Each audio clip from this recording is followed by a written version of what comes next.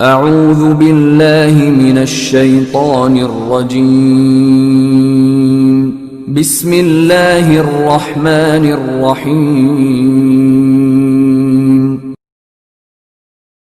میرے پیارے دوستوں اور بزرگوں، جیسا کہ آپ جانتے ہیں نکاح اور شادی کے متعلق ہماری سیریز ویڈیوز چل رہی ہیں۔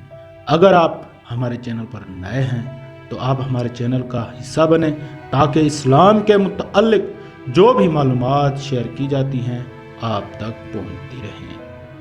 آج کا ہمارا جو موضوع ہے منگنی کی حیثیت اور اس میں مراجع خرابیاں۔ جہاں تک نیت کی اہمیت، شادی کی نیتیں، شادی کی اہمیت و ضرورت، شادی سے محروم معاشروں کی بدحالی، شادی کی دنیاوی و اخروی فوائد و فضائل، اولاد کی شادی کے معاملے میں والدین کی ذمہ داری اور شادی نہ کرنے یا تاخیر سے کرنے والوں کے لیے مدنی پھولوں کو بیان کیا گیا ہے۔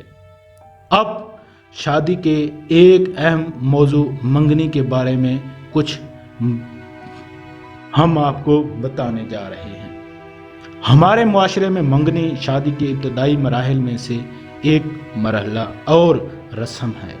بدقسمتی سے فی زمانہ جس انداز میں اس رسم منگنی کو ادا کیا جاتا ہے وہ انتہائی قابل افسوس ہے۔